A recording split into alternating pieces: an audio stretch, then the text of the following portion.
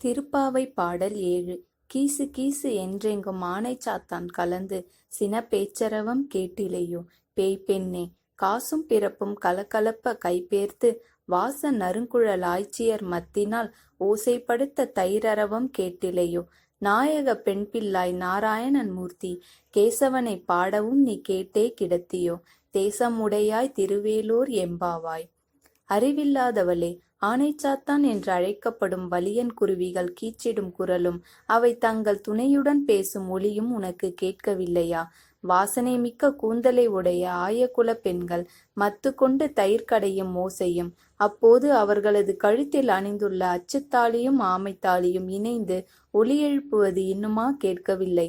எல்லோருக்கும் தலைமையேற்று அழைத்துச் செல்வதாக சொன்ன பெண்ணே, நாங்கள் நாராயணனான கேசவனை புகழ்ந்து பாடுவது உன் காதில் கேட்டும் உறங்கும் மர்மம் என்ன? பிரகாசமான முகத்தை கொண்டவளே, உன் வீட்டை திற. பெருமாளுக்கு பல திருநாமங்கள் உண்டு. இதில் கேசவா என்ற திருநாமத்தை 7 முறை சொல்லிவிட்டு அன்றாட பணிகளுக்கு கிளம்பினால் அன்றைய பணிகள் தங்கு தடையின்றி முடியும் என்பது நம்பிக்கை.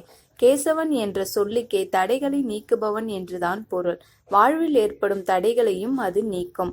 இப்பாடல் திவ்ய தேசங்களில் ஒன்றான ஆயர்பாடி தலத்தை மனதில் கொண்டு ஆண்டாள் பாடியிருக்கிறாள்.